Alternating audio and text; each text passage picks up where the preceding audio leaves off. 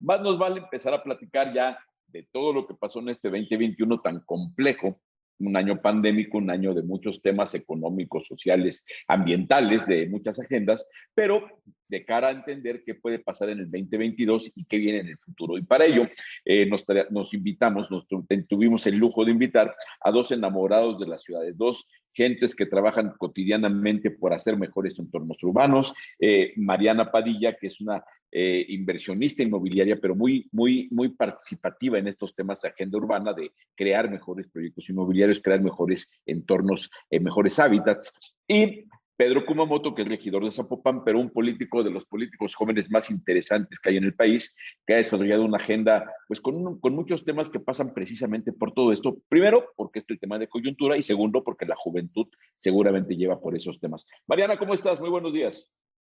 Muy bien, Horacio, feliz de estar contigo nuevamente y muy contenta también de poder estar junto con Pedro hablando de estos temas que nos deberían de importar a todos, pero que, bueno, lo estamos haciendo poco a poco, evangelizando. Bueno, lo estamos haciendo porque a fin de cuentas, en lo que estamos platicando aquí, antes de empezar, decíamos que tú tenías frío allá en Monterrey, que yo tengo frío acá en Ciudad de México, que Pedro está más o menos a todo dar allá en Guadalajara, pero eso significa que también tenemos que hablar de lo que pasa con nuestro mundo, ¿no? Y apenas damos un paso fuera de lo que es el cuadrito del Zoom y llegamos a la ciudad. La ciudad es el territorio donde todo pasa, mi querido Pedro. Bienvenido, qué gusto de que estés platicando con nosotros. Gracias, Horacio. Mariana, qué gusto saludarles y bueno, gracias por la oportunidad para platicar aquí con toda la audiencia de Centro Urbano. Pues no, al contrario, la audiencia de Centro Urbano le interesan mucho estos temas porque nosotros lo que hemos intentado es que toda la gente que forma la cadena productiva del sector inmobiliario se meta cada vez más en estos temas, porque por supuesto que hay que hablar en términos económicos, en términos de puntos del PIB, es una industria, pero es una industria Claro. que genera lo cotidiano, genera nuestro día a día, y en ese entorno también debemos darle importancia al resto de las agendas. Mariana, si quieres empezamos por ahí. ¿Cuál sería el papel en estos momentos de que la pandemia nos está arrojando muchas cosas a la cara, está haciendo evidentes muchos temas sociales, ambientales, urbanos? ¿Cuál sería el papel del desarrollo inmobiliario ante estos retos, nuevos retos que estamos redescubriendo? Creo que toca construir con una conciencia distinta, ¿no? Y por eso es que es importante que los desarrolladores inmobiliarios nos involucremos en la conversación del hacer ciudad, porque nosotros hacemos los espacios donde sucede la vida. Eso es la ciudad y eso es lo que construimos. Entonces, si empezamos a desarrollar desde esa conciencia, vamos a hacerlo mucho mejor y vamos a hacer lo que es algo de lo que yo siempre digo, ciudades más amables para ser vividas, ¿no? Más amables para la vida. Porque el concepto de ciudad inteligente en abstracto, pues podríamos pensar que es ciudad conectada o ciudad cableada, ¿no? O ciudad tecnológica, pero si nada de eso nos provoca una vida más amable en la ciudad, entonces no tiene nada de inteligente. Entonces creo que es por ahí por donde tenemos que ir y tenemos que involucrar a los desarrolladores inmobiliarios. Los constructores nos tenemos que involucrar en esta conversación. No puede ser una conversación abstracta de soñadores, ¿no? Tiene que ser a la hora de la ejecución, que es lo que nos toca a nosotros, tiene que haber una ejecución pensada hacia hacer una ciudad más amable, más vivible. Ahora, Pedro, en esto que decía Mariana de los soñadores, pues tú eres un soñador, eres una persona muy joven, eres un joven mexicano que se ha metido a la política y que ha buscado la forma de llegar a la política para hacer que las cosas pasen. Seguramente tú como joven vives el problema urbano, vives el tema que es la problemática para conseguir una vivienda, la problemática que es trasladarte de tu casa al trabajo, del trabajo a la escuela, y seguramente te das cuenta de muchas de estas cosas. Y lo que es un hecho es que si bien es cierto que la ciudad cuando la vemos parece que está hecha de ladrillos y concreto, la realidad es que de lo que están hechas las ciudades es de gente. Las ciudades están hechas de personas y las ciudades son en consecuencia en gran medida resultado de lo que la gente dice, de lo que la gente hace, y es en esencia un animal político la ciudad. ¿Qué nos comentas? Bueno, en principio, Horacio, a mí me parece muy importante el enfoque que planteas sobre la vivienda, ¿no? Porque finalmente es el primer espacio en donde nos vamos construyendo como sociedad. Mi maestría de políticas públicas la orienté justo a tratar de responder qué podemos hacer para poder hacer vivienda más accesible. los caminos me llevaron eventualmente a analizar en realidad el fenómeno de la vivienda deshabitada o la vivienda abandonada en el país, que es un tema totototota. Y bueno, finalmente creo que en ese sentido tratar de responderlo no pasa solamente por una consigna política, no pasa solamente por un tema de mercado, sino poniendo las herramientas técnicas, que es justo lo que hacen aquí, al servicio pues de cómo construimos lo que ya determinabas muy bien, Mariana, ¿no? Como ciudades amables. Entonces, pues es en primer lugar como esta parte de poder entender y lograr ponderar todos los elementos que forman parte de la vivienda, y al menos a mi generación, que eso es como justo lo que nos toca en buena medida vivir, pues es un temota que me parece súper atractivo, muy importante, que puede volver a las ciudades mucho más vigorosas, mucho más atractivas para invertir y para trabajar y vivir en ellas y desde luego para disfrutar la vida en ellas. Y creo que, como bien mencionas, el componente político o la primera dimensión política, que es el espacio público, los sitios de encuentro, de ocio, eh, pues deben de ser una de las partes más relevantes en el proceso de su diseño. Entonces, pues creo que tocan temas que, al menos para mí, son súper apasionantes, ¿no? Vivienda, espacio público y lo político que existe detrás de ello. Entonces, pues, a ver, ahorita entramos en materia si les parece bien. Oh, y es que hay mucho que entrar en materia porque como tú dices, el tema es que a fin de cuentas la ciudad somos como la vivimos. De nada sirve decir que una ciudad es muy bonita porque es muy bonita que la estamos viviendo, la estamos disfrutando, la disfrutamos quienes la vivimos, quienes vienen de paseo o muchísima gente, ¿no? Yo hace muy pocos años, un gobernante, un jefe de gobierno de la Ciudad de México, decía que la Ciudad de México es una ciudad donde todos los días comían 18 millones de personas y nada más 9 millones de personas se quedaban a dormir.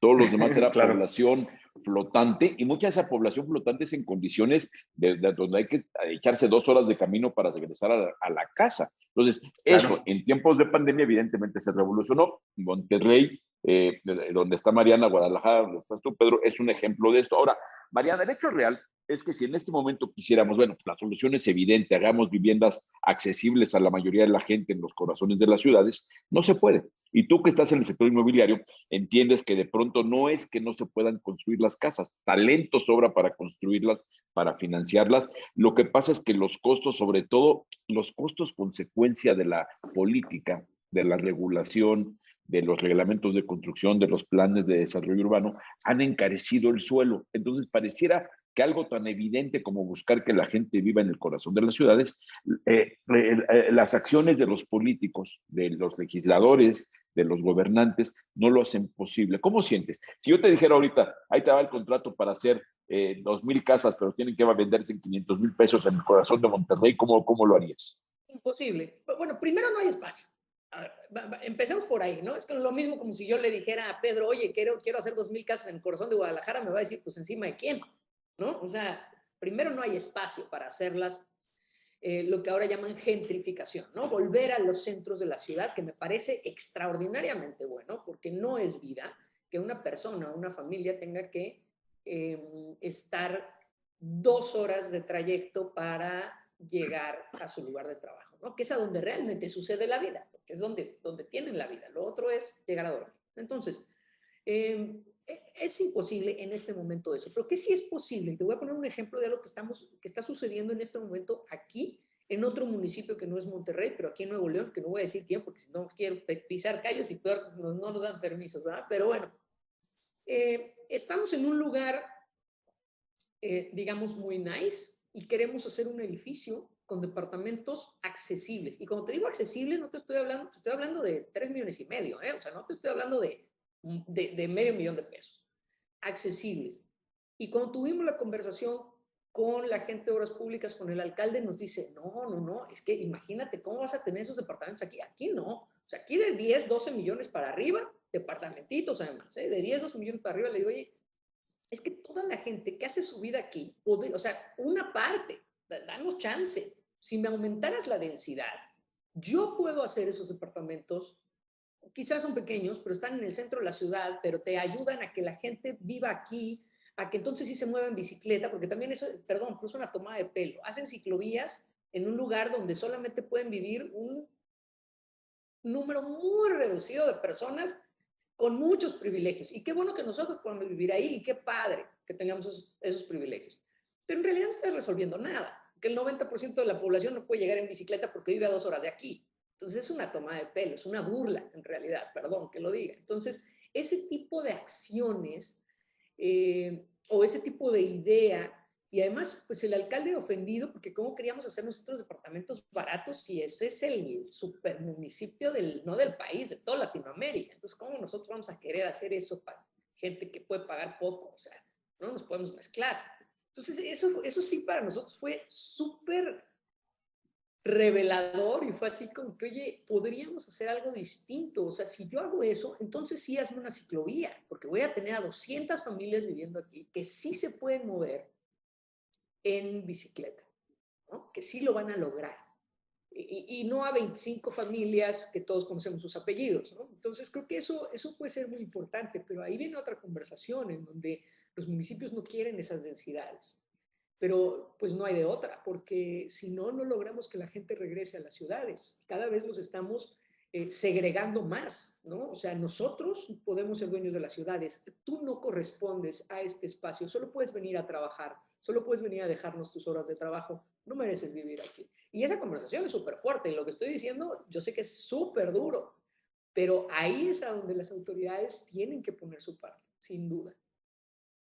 Oye, Pedro, esto, a mí me parece que la gente que está en la política es muy evidente el discurso de hay que hacer ciudades densas. Vaya, el discurso de vanguardia se ha vuelto muy padre, muy atractivo, muy fácil decirlo. Hay que hacer ciudades de vanguardia inteligentes, innovadoras, compactas, densas, verticales. Pero después, cuando llegamos a los hechos, la regulación dice otra cosa y el resultado acaba siendo exactamente lo contrario a lo que decía el discurso. ¿Tú cómo sientes esto, de esto que está platicando Mariana, de que hay obviedades que tienen que ver con las regulaciones urbanas, que los políticos, si entienden que se requiere vivienda para los segmentos de menores ingresos, entienden que no es correcto, ni decente, ni prudente mandar a la gente a vivir a ciudades dormitorio, ¿por qué no se hacen esas actualizaciones? ¿Por qué se politizan tanto estos temas? Yo diría que hay politización, pero también hay una lógica depredadora de parte de la política y también de algunos desarrolladores. ¿A qué me refiero con esto? De muchos, claro. Sí, no, pero me refiero como entenderlo como un problema integral para poder generar soluciones integrales, que es un poco lo que dice Mariana. Es decir, yo estoy completamente consciente que lo que voy a decir puede sonar complejo, pero lo que necesitamos en buena medida tiene que ver con que la técnica, que ya alcanzamos a ver, los estudios de mercado te dicen nada se vende por debajo de 800,000 pesos, de 1,000,000 de pesos para poderse vender. Por otro lado, tenemos los municipios la posibilidad y también la obligación de hacer un ejercicio de que nuestros instrumentos urbanos estén orientados hacia otras métricas que normalmente no están orientados.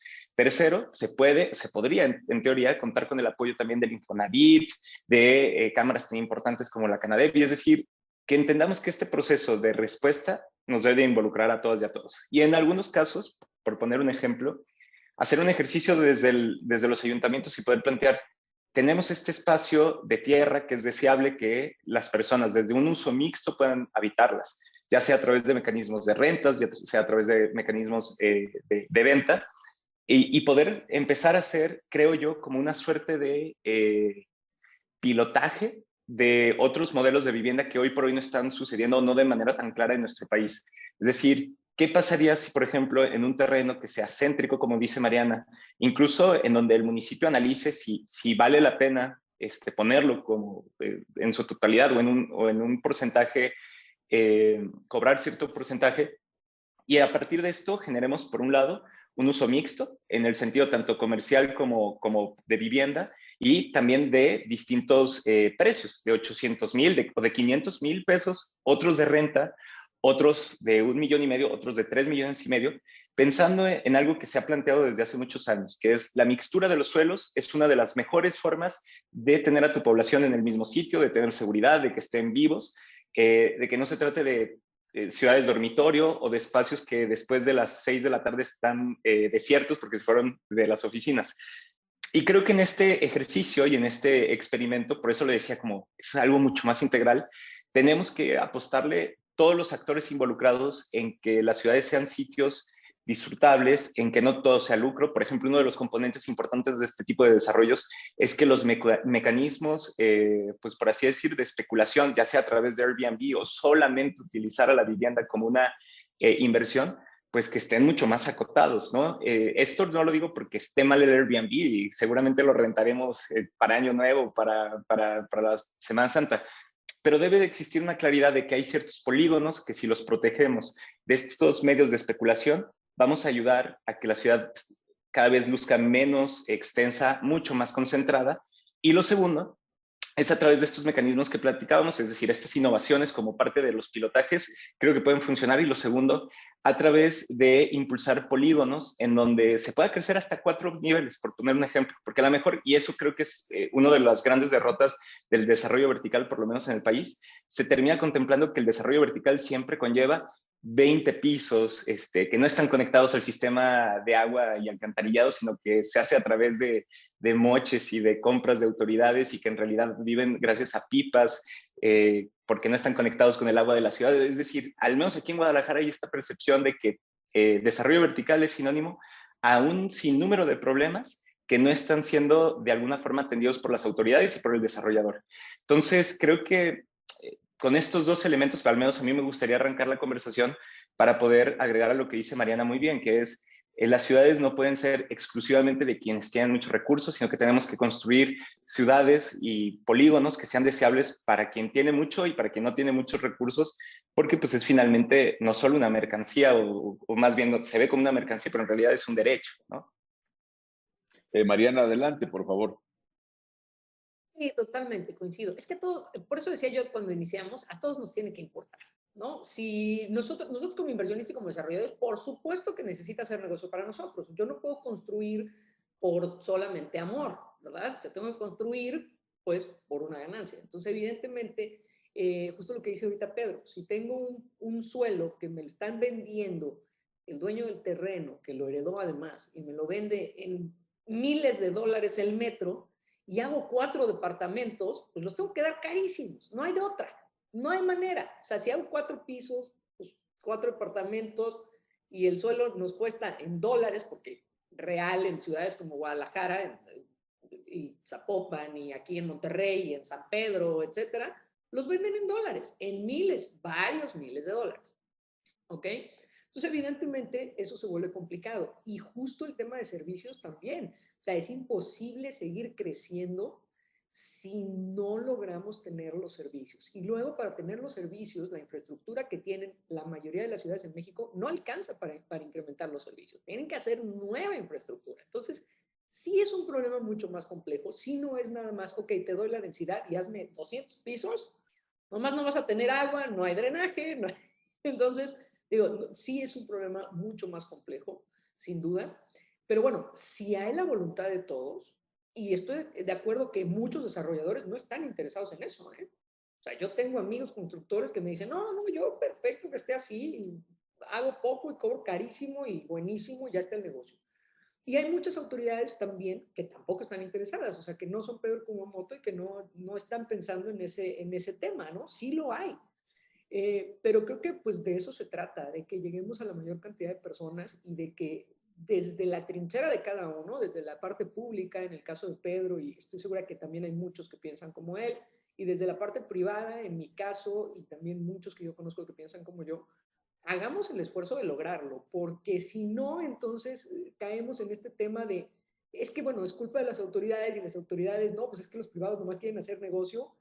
Y sí, de eso se trata, de hacer negocio, porque somos una empresa, pero creo que si hay voluntad de las dos partes, lo podemos lograr. No creo que sea realmente tan complicado. Se requiere dinero, por supuesto, si no, ¿cómo amplía el gobierno la infraestructura? Pero creo que en eso todos coincidimos.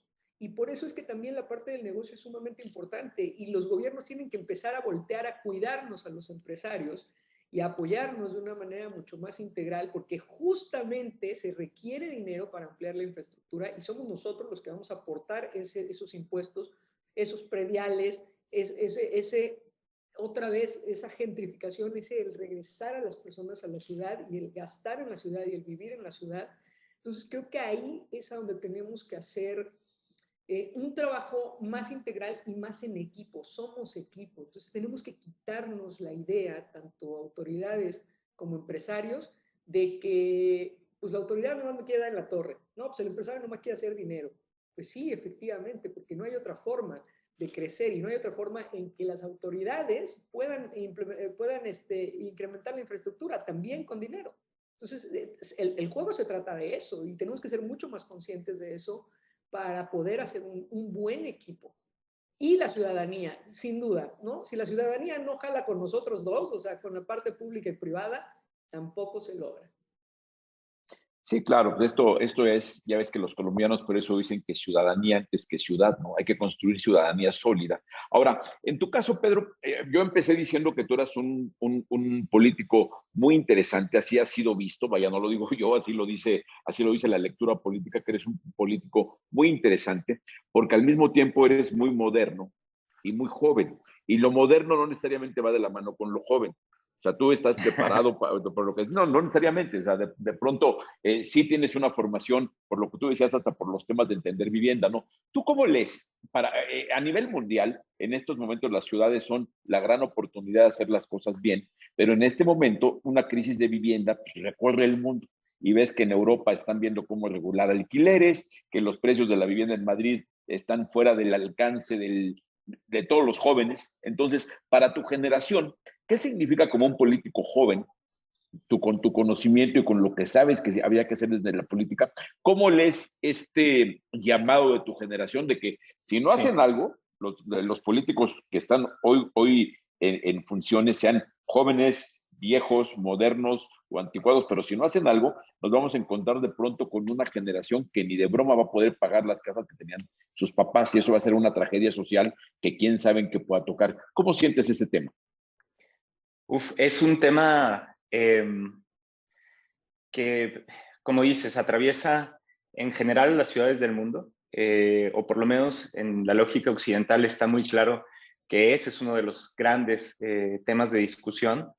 Los mecanismos a través de los cuales se regulan también creo que existe digamos, una limitada divulgación sobre por qué en cada uno de los casos funciona de maneras distintas. Es decir, hay soluciones que se han dado, no sé, por poner un ejemplo, en Londres, que son estos edificios impulsados desde, digamos, la autoridad municipal, por así plantearlo, que ya estés en Polanco, de allá o en las lomas, siempre va a existir complejos habitacionales dedicados para una vivienda accesible, sobre todo para digamos, las personas que, digamos, tienen un trabajo con el salario mínimo. Ahora, esta solución ya no funciona por lógicas del mercado. Es decir, que quienes llegaron desde Jamaica en los años 80 a estos centros, digamos, que son regulados y que son hechos por el mismo Estado, pues se terminaron vendiendo su departamento porque lo que a ellos les costó probablemente el equivalente a 1.200.000 pesos,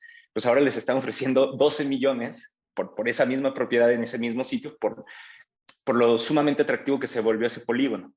Entonces, esta solución que aparentemente es muy positiva, o por lo menos en los primeros 5 a 10 años, deja de ser funcional en la medida que va cambiando la sociedad.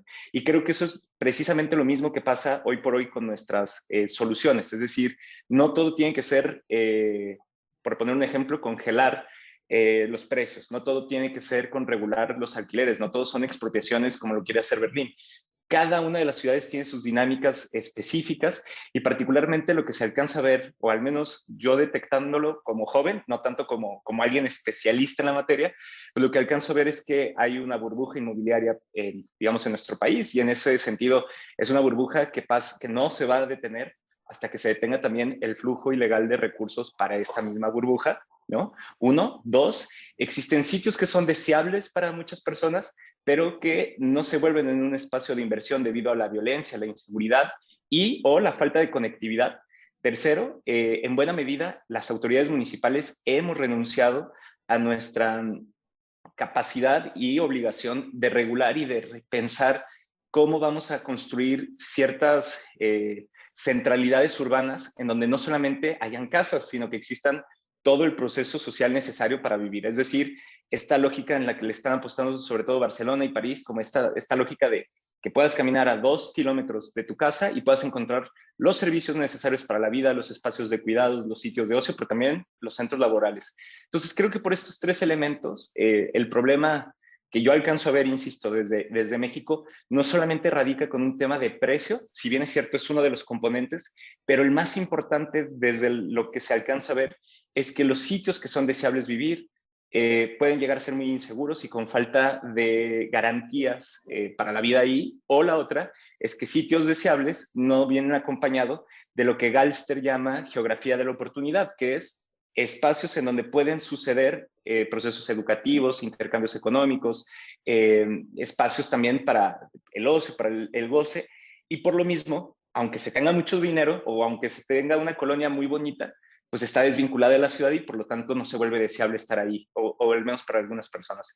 Entonces, creo que el enorme reto de mi generación es poder responder con una lógica política. ¿A qué me refiero política? No de colores partidistas, sino una lógica de una apuesta ideológica de ciudad nueva, con herramientas técnicas a este enorme problema. Porque cada uno de los problemas que enuncié tiene también ramificaciones distintas y complejidades que cada uno de los especialistas en esas materias tienen que ayudarnos a lograr responder. Pero por lo pronto yo diría, lo importante es alejarnos de la idea de que una solución que funciona en ciudad A va a funcionar en ciudad B, porque estamos inmersos en una crisis tan grande y digamos en una inestabilidad tan grande como generación, que podríamos pasar por alto que lo que pasa en Berlín no necesariamente se aplica en San Pedro o en Guadalajara o en Ciudad de México, ¿no?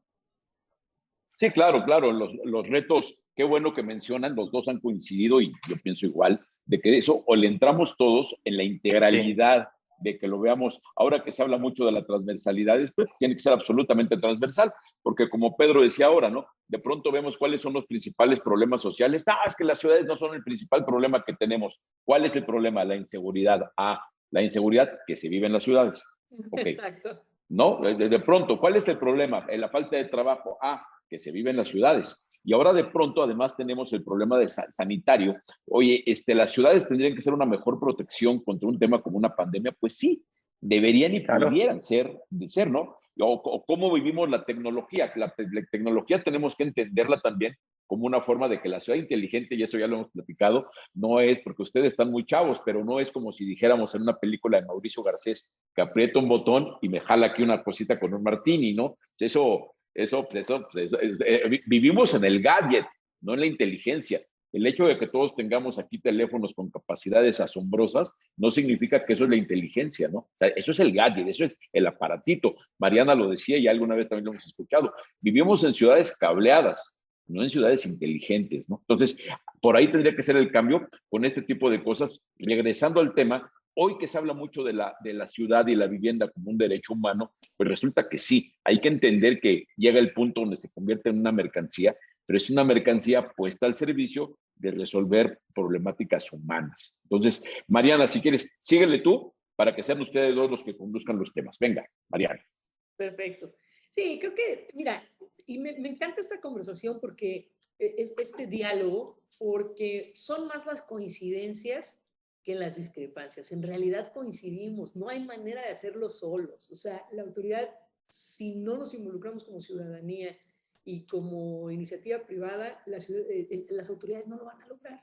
Y nosotros de nuestro lado, jalando en contra de las autoridades, tampoco lo vamos a lograr. Entonces creo que, y tenemos un gran ejemplo. Sí coincido con Pedro en que las soluciones de Berlín o de Madrid no pueden ser las soluciones de Guadalajara o de Monterrey, pero sí hay un ejemplo mundial que es ejemplo básicamente para cualquier ciudad y es Medellín, ¿no? Creo que todos conocemos el caso Medellín y cómo se logra la mejora en el caso de Medellín, pues en esta triple hélice de academia, autoridades, iniciativa privada.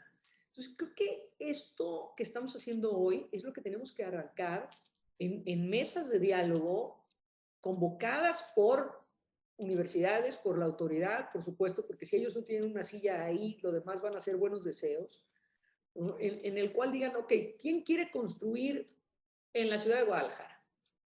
¿No? Perfecto, vamos a escucharlos. ¿Qué necesitan? ¿Hasta dónde podemos llegar? Y en eso vamos a coincidir. Y va a haber cosas en las que hasta aquí la autoridad no puede darle servicios y no pueden construir. Y no importa lo que pase, y no importa nuestros buenos deseos, y no importa que todos queremos hacer las ciudades más compactas y densificar, y no es posible porque la infraestructura no nos va a dar y no hay nada más que hacer, ¿no? Entonces, creo que eso tendría que estar pasando, pero hace años que tendría que estar pasando.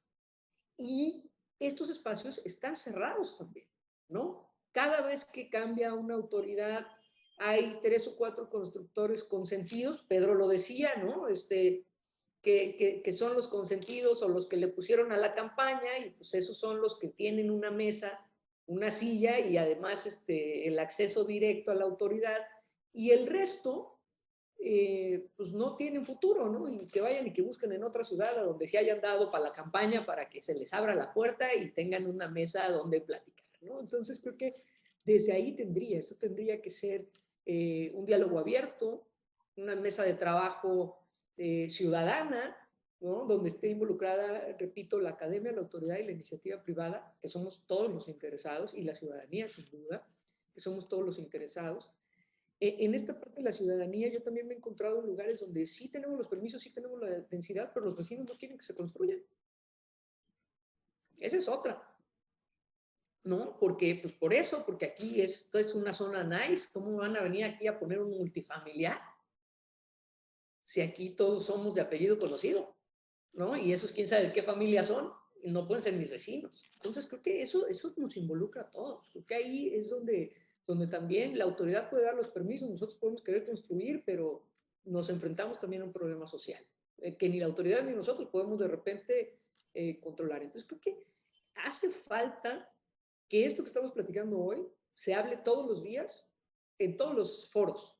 Creo que eso es lo que hace falta, ¿no? Que esto llegue a la mayor cantidad de personas, convocado desde el lugar que sea, ¿no? Como hoy, que lo convocas tú, Horacio, en diálogos urbanos, pero tendría que ser el diálogo diario de este entorno en el que nos desarrollamos como urbanistas, aunque no seamos urbanistas, ¿no? Porque estamos Bueno, a lo mejor urbanistas no, pero de que somos seres urbanos, de eso no hay duda, ¿no? Aquí vivimos, aquí se hacen las cosas, y lo que es un hecho es que pareciera que a veces no nos damos cuenta, y fíjate que falta, y ahora que hablan ustedes de lograr hablar más de esto, pero hay, además de que hablarlo más, hay que hablarlo más con otros interlocutores, porque desafortunadamente vemos que de pronto se encierran las cámaras. Vamos a un evento de la Cámara de la Vivienda y no están los alcaldes, o no están los regidores, o no están los legisladores. Entonces, lo interesante sería buscar mesas verdaderamente plurales, donde estén los diferentes participantes que tienen que ver en los procesos, porque si no, no tiene chiste. Si nos juntamos entre pura gente, una reunión del Colegio de Arquitectos, donde básicamente tenemos la misma formación, pues ¿para qué hacemos el foro? O sea, el tema es hacerlo. ¿Dónde están los dolores de cabeza? En la falta de sintonía entre visión, voluntad, objetivos y esfuerzos entre los 3 niveles, sociedad, iniciativa privada y gobierno. Si entendemos todos el problema común y cada quien entiende desde su óptica, desde su trinchera, qué significa ese problema común, a lo mejor será más fácil. Porque el caso real, y Pedro, y por ejemplo es un tema que nos platicaban en Sedato, que hay una obsolescencia tremenda a nivel instrumentos de planeación urbana municipal. Claro.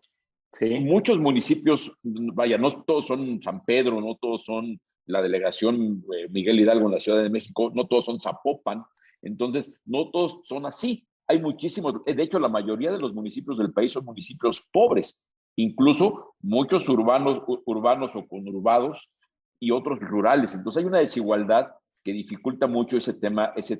Tú que vives en ese mundo, ¿cómo sientes todo esto que hay que hacer a nivel de la célula básica de la estructura federal que es el municipio? Bueno, primero, decir, se necesita tener un proyecto político, un proyecto ideológico, un proyecto técnico para nuestras ciudades. Y ahorita, si quieren, lo explico más hacia el final. Pero tenemos que erradicar los costos asociados con la corrupción, que significa el desarrollo en nuestras ciudades. Necesitamos acabar con las ineficiencias dentro de la tramitología para también poder facilitar los procesos de inversión. Tenemos que desarrollar y permitir el acceso a información especializada que muchas veces puede desarrollar el municipio para facilitar los estudios de mercado de los mismos, pues digamos, del mismo desarrollo de la ciudad. Obras de equipamiento que vengan aparejados con apuestas urbanas, con polígonos específicos. Es decir, como mencionabas, hacer planes parciales que estén actualizados, pero que también reflejen hacia dónde nos queremos ir como sociedad y por lo tanto, pues en donde tenemos que invertir billete y tiempo y energías para pensarlo. También acompañado, yo iría a una reforma judicial para que no sucedan estos casos en donde, y esto es de todos lados, quien quiere extorsionar a una autoridad o a un desarrollador se puede ir facilísimamente para poder utilizar las vías judiciales, insisto, por los costos asociados a la corrupción. Es decir, es una mezcla de... bueno, me lo puedo imaginar un poco, pero sí, cada caso es un mundo tremendo, ¿no? Pero ¿por qué iniciar con la parte política? Porque finalmente, ¿cuál es el tipo de ciudades que estamos construyendo? Y hoy pareciera que es las que se puedan con los metros cuadrados que tenemos y el CUS máximo y lo que sea, ¿no? Y no, o sea, el proceso de ciudad funciona de otra manera. Si bien es cierto, el componente del mercado hoy por hoy forma parte de él, un plan parcial, lo platicaba con vecinos, debe reflejar los anhelos que tenemos para dentro de 30, 50 años como acuerdo común. Y si se transforma y se plantea en, nosotros queremos albergar a una comunidad de programación que pueda trabajar en esta empresa que está al lado, y por lo tanto, vecinos, tenemos que construir de manera vertical. Esto no va a venir con desorden, con caos, esto no va a venir con Airbnbs que suenan hasta las 5 de la mañana todos los sábados y domingos, sino que viene con todos estos, aparejado con todas estas apuestas. Entonces cambia un poco la cosa. Y esto, y quiero insistir en eso, es algo en lo que ha fallado, creo yo, profundamente los distintos niveles de gobierno, las distintas, digamos, como expresiones políticas, porque finalmente se creía que a partir de que se facilitaran los servicios financieros desde el Infonavit, se dejara de construir y más bien se dejara en las manos de los privados, todo iba a funcionar bien por arte de magia, ¿no? En este paradigma neoliberal. Lo que deseamos saber es que no funciona así, y lo que necesitamos en todo caso, desde nuestra parte, y quiero insistir en eso, es poder ir rompiendo, ir hackeando todos estos ineficiencias que hoy están muy presentes en la parte gubernamental, y acompañado de un proyecto claro de ciudad, de polígonos, de colonias. Y creo que falta mucho para eso, significa un enorme reto, pero algo que me conmueve cotidianamente y algo que me emociona mucho es ver que desde las abuelas, los abuelos, nuestros padres, todos de alguna forma sienten como cierta empatía el fenómeno que vivimos, que es pues justo no poder hacernos de un lugar accesible, cercano, suficiente, bien cuidado para vivir. Y creo que en ese sentido, pues las expectativas para mí son de mucho trabajo, pero muy positivas. Mariana. Sí, así lo creo. Yo creo que sí estamos, o sea, creo que sí vamos hacia allá. O sea, tampoco todo es malo, ¿no? Creo que sí vamos hacia allá. Y yo hace unos días, fíjate, me hicieron una entrevista en una revista de negocios en Business Insider y les hablaba de Morelia. Yo les decía, ¿por qué me llama la atención una ciudad como Morelia? Porque es más fácil hacer una ciudad inteligente, una ciudad de ese tamaño, ¿no? Porque todavía está en la parte de planeación y lo que dice Pedro es cierto, no se trata de densificar en su máxima expresión un espacio pequeño, sino también de irnos moviendo hacia estas ciudades. Y bueno, y se ha hecho, ¿no? Digo, de repente fue Puebla y Puebla creció de manera enorme y entonces llegó Audi, llegaron un montón de inversiones y Puebla se convirtió en un centro urbano muy bien hecho, muy bien proyectado, un ejemplo, la verdad, para muchas ciudades en el país, sin duda, de cómo lo logró Puebla. Y de repente Querétaro, de manera mucho más desordenada, creo yo, creo que Puebla lo hizo mucho mejor en cuanto a servicios, o sea, primero creció la red de servicios, primero creció la mancha urbana y después la construcción. Creo que Querétaro Sí lo está haciendo un poquito más complicado, pero bueno, ahí va, que eso es parte de lo que dice Pedro, que no se trata de atascarnos todos en la Ciudad de México, ¿no? O en Guadalajara o en Monterrey, ¿no? Podemos crecer estas otras ciudades, como, repito, Puebla, que lo ha hecho, a mi parecer, extraordinariamente bien. Puebla es una ciudad todavía muy amable y muy cómoda para vivir. Yo creo que de calidad de vida de las mejores o la mejor del país. Luego está el ejemplo de Querétaro, que también mucho se movió para allá, centros de trabajo, es que hay que crear los centros de trabajo, no podemos decirle a la gente, vete a vivir allá y a ver de qué vives, ¿no? Tenemos que hacer esa parte, tiene que llegar la inversión privada para crear los centros de trabajo y que la gente entonces pueda hacer el resto de la vida. Repito, Querétaro en cuanto a infraestructura y en cuanto a urbanismo se está quedando muy complicado. O sea, sí se está haciendo como mandando al trabajador a vivir allá en los suburbios lejísimos y de repente la vida de la ciudad aquí. Puebla lo hizo mucho mejor. Morelia para mí, por ejemplo, es una ciudad que tiene todo el futuro del mundo porque está en esa etapa de crecimiento en la que puede planearse de una manera mucho más amable, donde puedan haber estos centros de trabajo distribuidos, en el cual aquí está el centro de trabajo, pero aquí está la vida de los trabajadores, ¿no? Que eso es a lo que todos quisiéramos llegar y lograr. Entonces, bueno, en la parte de planeación pues, tenemos un montón de ciudades que tienen ese futuro brillantes y es que las autoridades y nosotros los constructores nos interesamos por hacerlas de una forma más amable. Pero la problemática de ciudades como la Ciudad de México, Guadalajara o Monterrey ya está ahí. Igual la tenemos que resolver, o sea, no podemos decir, bueno, lo hubiéramos hecho mejor antes. Ya está ahí, igual la tenemos que resolver y esa sí va a tener que ver con una gentrificación, ¿no? Con volver al centro de la ciudad y con hacerlo vivible y con hacerlo affordable. No quiero decir económico, porque no es eso, es alcanzable, ¿no? Para Sostenible. Sostenible, es correcto. Sí, sin duda, ¿no? Entonces creo que ahí está el centro de la conversación. Y lo que me parece más interesante o más rescatable de todo esto, Horacio, es lo que decía. Creo que aquí todos estamos de acuerdo. Entonces es muy fácil decir, sentarnos en la conversación y decir, sí, todos pensamos igual. Tenemos que ir a tocar la puerta del que no piensa igual, justo del político que está pidiendo moche y decirle, no se trata del moche, güey, se trata de cómo vamos a hacer que esto sea posible desde la perspectiva de que funcione para todos, ¿no? Porque tú ya te llevaste el moche y yo ya lo voy a construir, pero esto no va a funcionar, no voy a tener servicios, la gente va a tener problemas para vivir, lo tengo que dar carísimo, etcétera, ¿no? Para que me salga el precio de la tierra, etcétera. Entonces, creo que esa parte de la conciencia va mucho más allá de cuánto fue el moche, que pudiera terminar siendo irrelevante. Lo realmente importante es, ¿qué crees? No va a funcionar si lo seguimos haciendo así. Tenemos que hacerlo distinto. Y nosotros hemos salido de ciudades, así te lo digo, en esta ciudad no trabajo más, porque es imposible. Las cantidades que piden y las condiciones que nos ponen prácticamente para que no podamos trabajar, pues nos hace movernos a otro lado, ¿no? Y eso, la crisis de vivienda que tenemos en el país es gravísima. Y muchos de nosotros las podemos resolver junto con el gobierno, sin duda, si nos permiten trabajar. Entonces, creo que ahí es donde tenemos que ponernos de acuerdo todos y es posible, porque hay muchos Pedros Kumamoto en la política que tienen estas ideas de hacerlo posible y también hay muchos constructores que piensan como yo. Hay muchos otros que no, ¿eh? Yo sí he hablado con compañeros constructores que me dicen, no me interesa hacer ese tipo de vivienda, yo estoy bien en mi nicho. Y está bien, también es válido, están en un nicho en el que les funciona.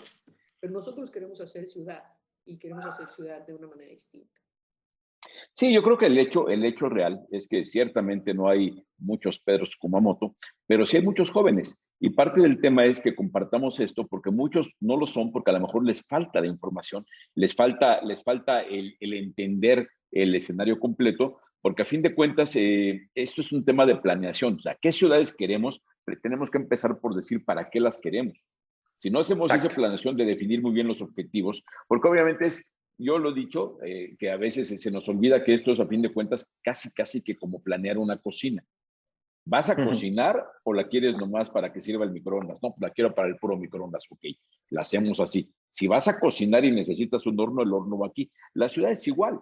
Es irreal que de pronto digamos, nuestra economía va a ser la quinta del mundo si no tenemos las ciudades que tengan la ruta crítica, la planeación, el layout, que diga, en ese layout, en esta ciudad, aquí va a estar la parte de tecnología, aquí va a estar la parte de todo aquello, pero además no solo eso, porque el hecho real es que si tú dices, la ciudad de X del país va a ser la ciudad de la tecnología y nos vamos a traer a las grandes tecnológicas del mundo, las grandes tecnológicas no van a llegar si no está el transporte público, si no tienen la infraestructura para que sus ejecutivos ahí puedan vivir, si no tienen la red de transporte logístico que haga que puedan estar conectados como ellos necesitan. Tenemos que crear todo el entorno para que ese proyecto que alguna vez dijimos lo que debiera ser una ciudad se pueda cumplir. Y después hay que entender que a veces las vocaciones se van cambiando.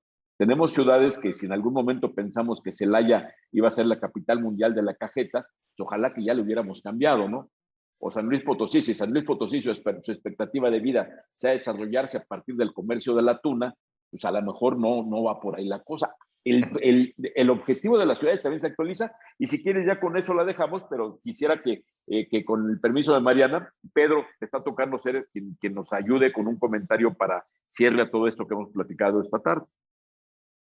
Muchas gracias. Yo creo que me quedo con elementos que cada quien ha planteado. De Mariana, que necesitamos construir una nueva suerte de consenso entre las distintas partes asociadas al desarrollo de nuestras ciudades. No sirve de tanto, digo, sirve mucho para alentarnos, ¿no? Pero para echarnos porras, pero el chiste es salir allá con todas las partes involucradas en esto. Hay digamos, una suerte también de claridad por parte de Horacio sobre la apuesta de ciudades, una apuesta que no solo pasa por el plano, sino que el plano es el reflejo de una visión que les queremos apostar como sociedad y por lo tanto, pues entonces hay una necesidad de una conversación en nuestras ciudades sobre a qué le queremos apostar. Queremos, como dices, convertirnos para cambiarle en la capital del tequila, ¿no? O queremos convertirnos, aparte del tequila, que no tiene nada de malo, pero también convertirnos en este otro polo de innovación que se requiere para los servicios de logística que están presentándose hoy por hoy como parte de los retos de nuestro planeta.